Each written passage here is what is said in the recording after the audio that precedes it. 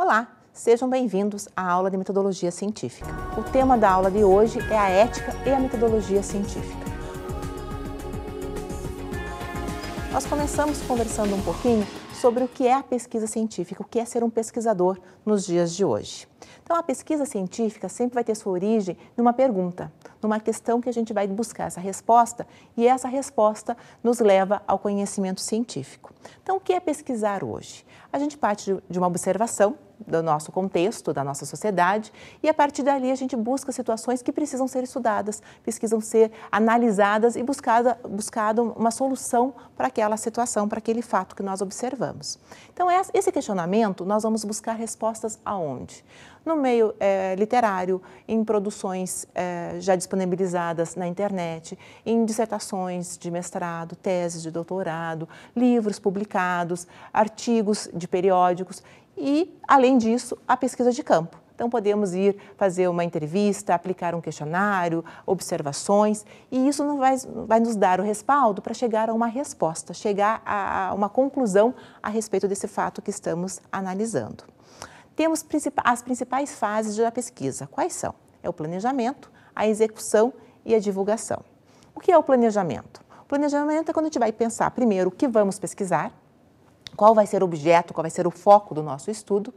A execução, que é quando nós vamos realmente aplicar esse conhecimento, vamos discutir a questão dos autores, quem são os autores mais atuais que publicaram sobre isso, quais são os livros clássicos que dão embasamento teórico para esse assunto, e vamos para a divulgação, que é quando nós levamos a público o conhecimento que nós chegamos, o resultado que nós tivemos, e isso vai ser validado perante uma comissão avaliadora, vai dizer se o método científico que utilizamos, se a questão que foi trabalhada foi bem respondida, se isso tem uma veracidade, se isso foi fidedigno ao método escolhido.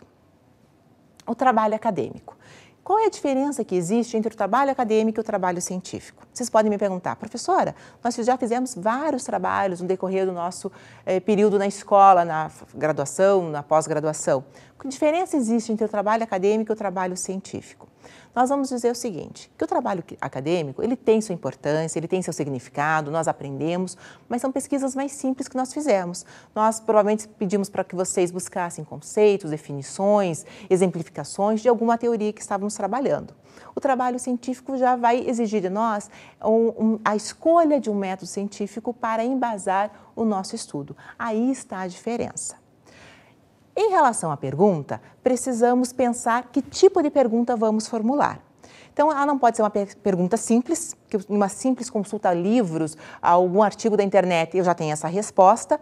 Nem pode ser uma pergunta muito ampla, que eu não consiga responder, dar conta de abranger todos os aspectos que estão ali envolvidos naquele estudo.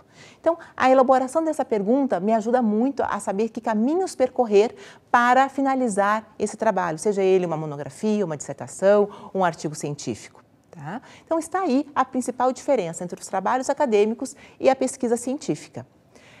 Ainda sobre essa pergunta, que é tão importante nessa elaboração desse estudo, nós vamos dizer que essa pergunta ela pode ser originada de uma indagação, de uma inquietação ou de uma indignação.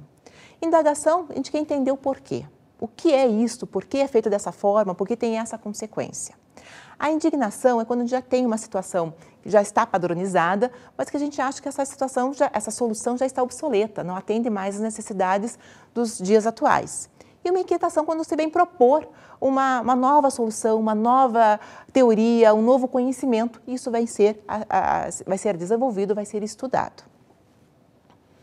O conhecimento científico, então ele vai surgir desse estudo que a gente vai fazer. Então nós iniciamos com um planejamento, com uma pergunta, e a resposta que a gente vai ter a essa pergunta vai nos levar a um conhecimento científico. Então, o que é o conhecimento científico?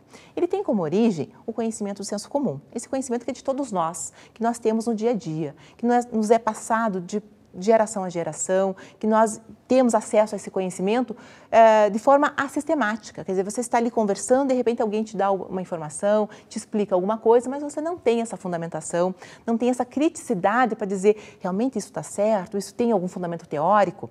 Então, ele vem desse dia a dia, mas ele é fundamental para chegarmos ao conhecimento científico.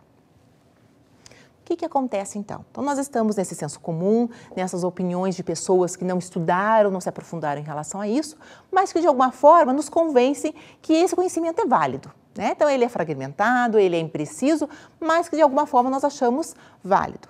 Enquanto pesquisadores, nós podemos aprofundar esse conhecimento para ver se até que ponto ele tem uma comprovação científica. E aí que está a importância do senso comum. Ele é a base do conhecimento científico. Então, vocês lembram aquela história do chá de boldo, que as avós diziam que quando a gente estava com dor de estômago, a gente devia tomar o chá de boldo? É exatamente o exemplo que a gente precisa aqui. Então, por muito tempo, esse conhecimento foi passado de geração a geração e todo mundo que tomava o chá dizia, não, realmente é bom, ele ameniza as dores de estômago. Um certo pesquisador resolveu realmente analisar quais eram os princípios ativos ali que poderiam realmente ser eficazes em combate à dor de estômago.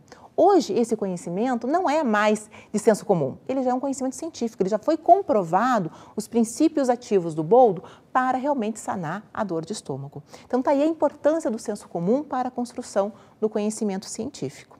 Então, enquanto o senso comum ele é metódico, ele é sistemático, quer dizer, ele acontece no dia a dia, sem uma previsão, sem uma organização, o conhecimento científico ele vai ser metódico e sistemático. Quer dizer, quem vai se propor a estudar esse assunto vai para um local específico, vai com instrumentos próprios para desenvolver esse estudo. E ele é metódico porque ele vai passar pelo método científico. Qualquer outra pessoa que queira repetir esse experimento, queira chegar de novo a essa resposta, vai saber que passos seguir. Por isso, ele é metódico. O conhecimento do senso comum, ele é fragmentado, ele é impreciso. Por quê?